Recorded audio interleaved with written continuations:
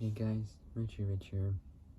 Today in this video, it is part 2 on the Dodge Viper. As you've seen in my last Viper video, I talked about the first generation Viper, excuse me, which was the SR1.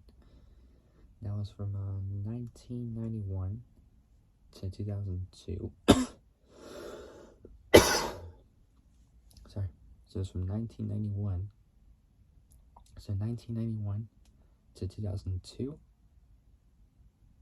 Now today in this video, I'll be talking to you guys about the second generation Viper, the ZB1 or ZB1 from 2003 to 2006. So this is what it looks like.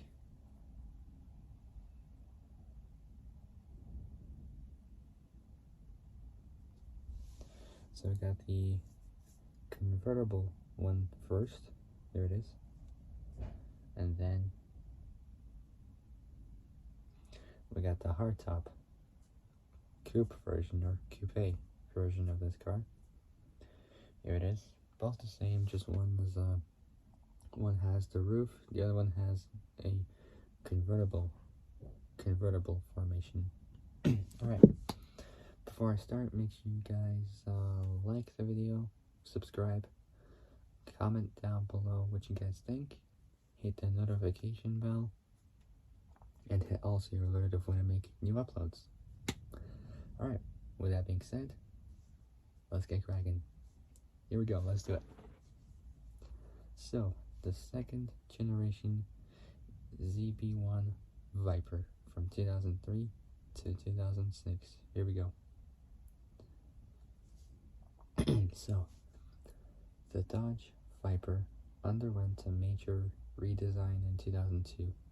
In 2002, courtesy of Daimler Chrysler's street and racing technology, hence the name SRT group, taking cues from the Dodge Viper GTS-R concept presented in the year 2000. The new Viper SRT10, which replaced both the GTS and the RT10, was heavily redesigned with sharp-angled bodywork. The engine's displacement was increased to 8.3 liters, so 8.3 liters. So it's an 8.3 liter naturally aspirated V10, which with other upgrades increased the maximum power output to 373 kilowatts, 507 PS, 500 horsepower at 5,600 RPM, and 712 newton meters, 525 pound-feet of torque at 4,200 RPM. So 4,200 RPM. Despite the power increase, the engine weight was reduced to about 230 kilos, 500 pounds. The chassis was also improved, becoming more both rigid and weighing approximately 36 kilos, 80 pounds less, so it's lighter than the previous model, and even both lighter and stronger aluminum or aluminium space frame chassis was in development for the next gen model, but the project was shelved because of parent company Chrysler's financial crisis. So financial crisis. Chryslers are awful. So Chrysler's financial crisis. The stillborn project created by Mercedes, so that's good, in the first place, was used as a base by Daimler, or Daimler, how do you pronounce it? It's spelled DAIMLER for the development of the Mercedes-Benz SLS AMG. So that's good. The initial model introduced was a convertible. In 2004, Dodge introduced a limited edition Mamba package. Say Mamba, spelled M-A-M-B-A package. Mamba edition cars featured black interiors with red stitching and trim. Price increased by about $3,000 or $3,000. 200 cars with the Mamba package were produced. The Viper SRT10 Coupe or Coupe was introduced at the 2005 Detroit Auto Show as a 2006 model. It shares many of its body panels with the convertible, version, but borrows its both side and rear styling from the competition coupe concept. The coupe or coupe looks more like the previous Viper GTS and retains the double bubble roof shape of the original, along with the original GTS taillights, as well as retaining the original GTS blue with white stripes paint scheme on the initial run of first edition cars like the original Viper Coupe or Coupe. The engine is SAE, which stands for Society of Automotive Engineers, certified to be rated at a maximum power output of 380 kilowatts, 517 PS. So 517 PS, 510 horsepower at 5,600 RPM and 725 newton meters of torque.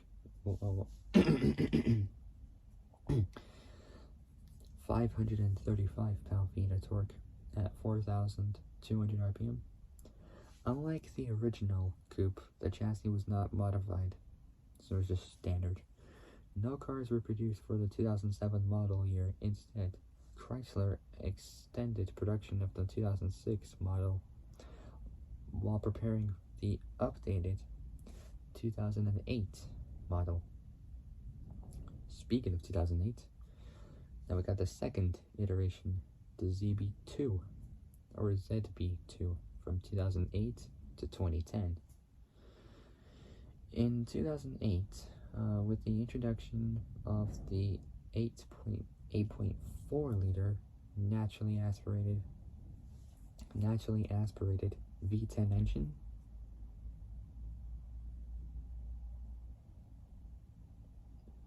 so yeah, V10 engine. The power output was raised from 373 kilowatts, 507 PS, 500 horsepower, so 447 kilowatts, 608 PS, 600 horsepower at 6,100 RPM and 759 newton meters, 560 pound-feet of torque at 5,000 RPM. The engine also received better flowing heads with larger valves. Mechadyne, I think is it? I don't know how to probably say it, but it's spelled MECADYNE.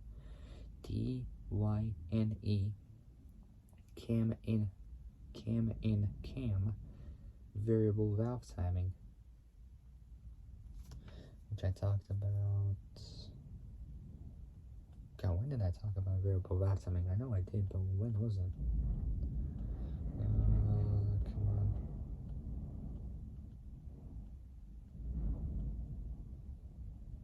Come on. Oh, over a year ago.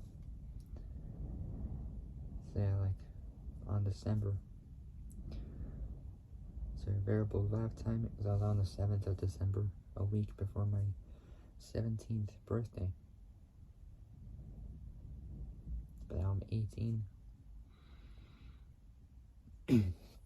I'll be working very soon. It's done in a couple of days. I will. So yeah, Mechadyne cam in cam variable valve timing on the exhaust on the exhaust cam lobes and dual electronic throttle bodies. The rev limit could be increased by 300 RPM due to the improved valve train stability from both the new camshaft profiles and valve springs. The engine was developed with some external assistance from McLaren Automotive, and Ricardo Consulting Engineers.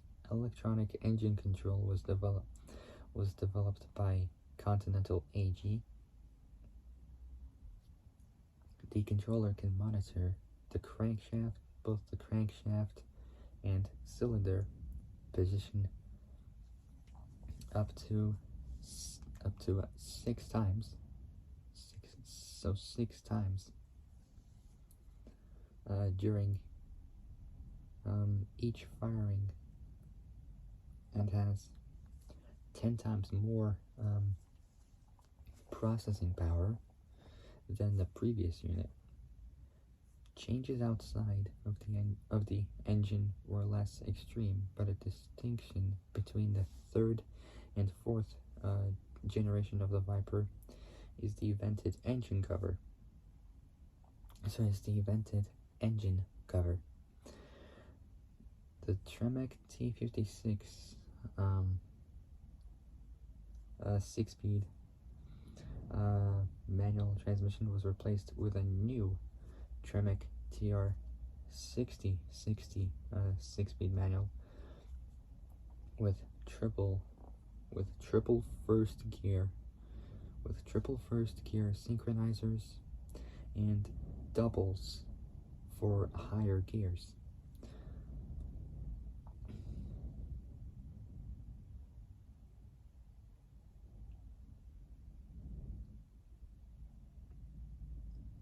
The Dana M40, which is spelled D-A-N-A,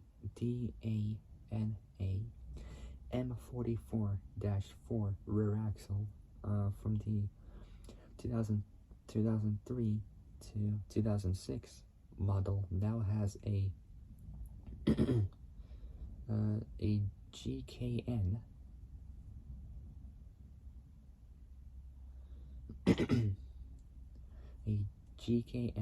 Viscolock speed sensing limited slip differential that greatly helps the tires in getting grip under acceleration.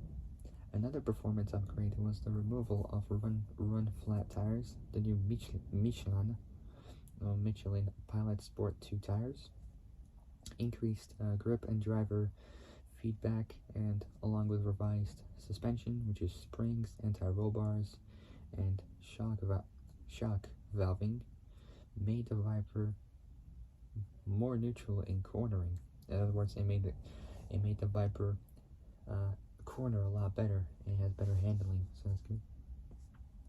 They should do that for all American cars. Handling.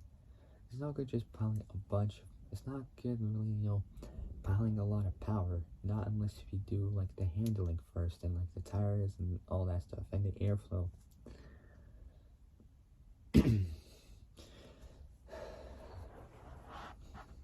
But that's how they really do it.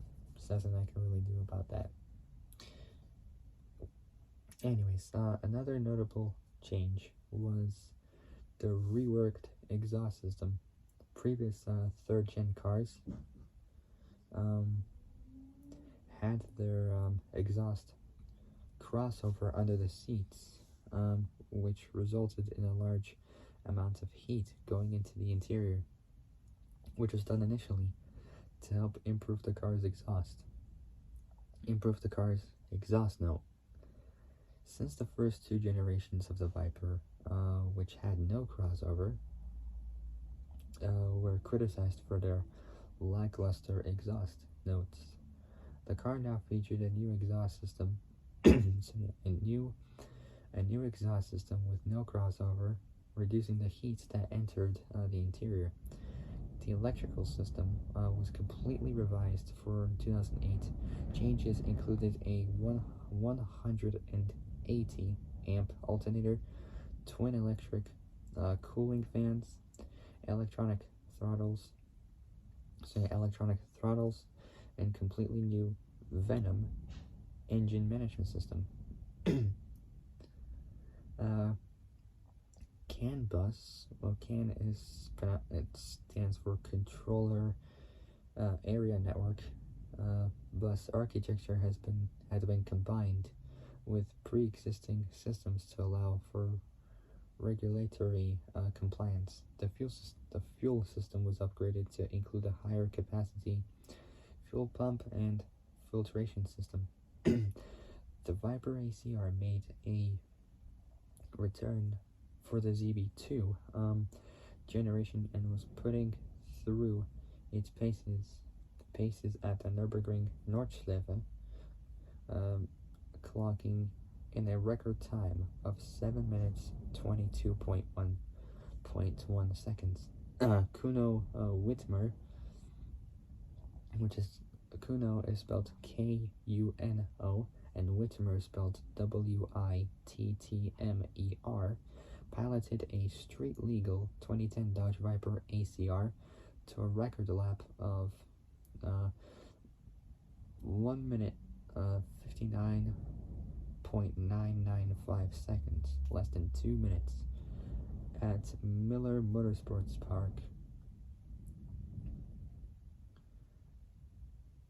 It's a Miller Motorsports Park, but that was operated under.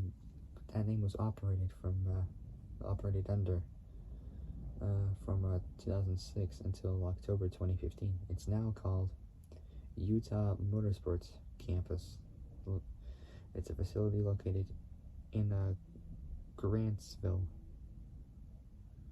in Tuile, I think that's how you say it.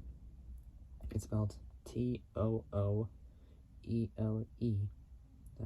Utah, on Monday, April 11th, breaking the 2-minute mark for the first time in a production car.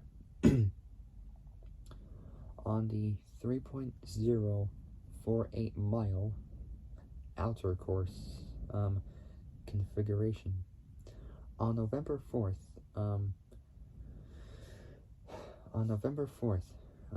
2009, almost the end of the late 2000s, and almost the start of the early 2010s, the very, very early 2010s. Dodge brand president and CEO Ralph Gilles, which is his full name is Ralph Victor Gilles. Gilles is spelled Gilles, born 14th of January 1970, who is a Canadian-American automobile designer and executive and current chief designer officer of Stellantis NV, I think it's Nevada. His career started in 1992, where he joined Chrysler.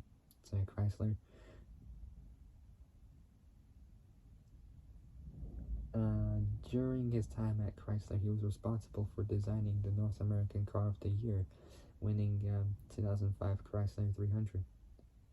Awful car. As well as led the design team that created the 2013 SRT Viper. The SRT Dodge Viper from 2013. That one's better. Gilles was was the president and CEO of Chrysler's SRT brand and senior vice president of design at Chrysler before beginning promoted to head of design for Fiat Chrysler automobiles in April 2015. Following FCA's merger with PSA Group, forming the Stellantis Group in 2021. He was appointed to Chief Design Officer of the newly merged company. Sir Ralph Gills announced that the Viper would end production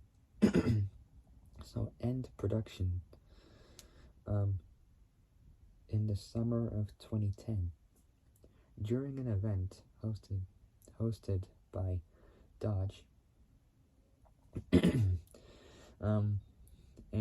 the Viper Club of America on July 1st, 2010 or 2010, however when you say it. It's just loud noises. Anyway, the final production ZB2 Viper, which was given a gold finish and accentuated by contrasting orange stripes, rolled off the assembly line and was presented before attendees of the ceremony. And that is gonna wrap it up for today. So for my next Viper video, it is going to be about this version of the Viper. That one is going to be a brilliant one, so I'm gonna possibly try to do it tomorrow, as long as I'm not too busy. I'll see what I can do for that. So this is the next generation Viper I'll be talking about. This one, out of all these Vipers, this is the one I would pick because it's more modern, it handles better, it's made with better materials, carbon fiber, aluminum, magnesium even. Oh, sorry, the phone shut off. So yeah, this is the one I'll be talking about, the third generation Viper. That one is going to be a good one. And then I got also the European market, special variants, and even got some Viper-based vehicles, concept vehicles, and media, motorsports, official lap records. But that will have to wait till tomorrow. Actually, I'll be doing it. So yeah, tomorrow I'm gonna be doing the video if I got time. I don't know when, but I will have. But I will see what I can do. But anyways, so that's gonna wrap it up for today. So if you guys like this video, like it, subscribe. So like it, subscribe, comment down below what you guys think. Hit that notification bell and hit all so you are alerted of when I make a lot more uploads. And so yeah, so that'll be it. Oh, and before I go, I also want to show you something what I've been designing. So as you guys know, I've been designing, drawing not designing, but drawing cars and other upgrades as well. So I figured out I'm gonna show you right now. So I will show you what I've done. So here we go.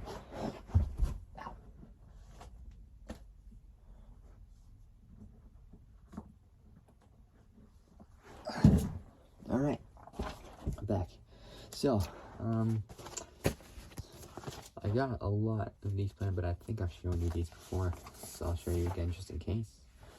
So what I've done is I have drawn the Mitsubishi Lancer Evo 10, which was the last Evo ever to be done.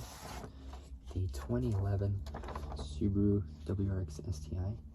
This is my dream rally car, so that's the main one I like from the early 2010s. So that was 2011. Now 2012 is next.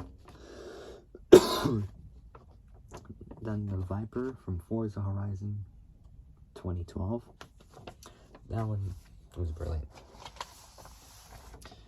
The Lamborghini Huracan from Forza Horizon 2 2014. Even though this one's a Performante edition, the one they used in the game was the one they used in the game was the LP610-4, which had 610 horsepower, a little bit less than the Performante edition.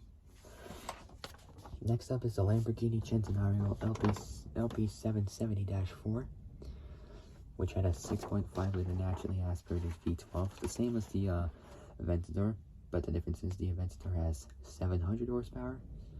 The Centenario 770 horsepower, so an extra 70 more than the Aventador. So here it is, the Centenario. Oh man, it looks a little bit square. It looks like half of a Bugatti Veyron blended into it, or something. I don't know. I even drawed the McLaren Senna from Forza Horizon 4 2018. So I've done the Lambo from Horizon 3 2016. Now I've done the McLaren Senna, named after Ayrton Senna. So from Forza Horizon 4 2018. Then I've done the Mercedes AMG 1 from Forza Horizon 5 2021. Then I've done the Lamborghini Murcielago with a wide body kit. Then the 1992-1993 Mustang from Fast 9 up until Fast 10 or Fast X. So yeah, done the Mustang. So yeah, the Mustang is complete. Then I did a 1994 to 1998 Mark IV A80 Toyota Supra.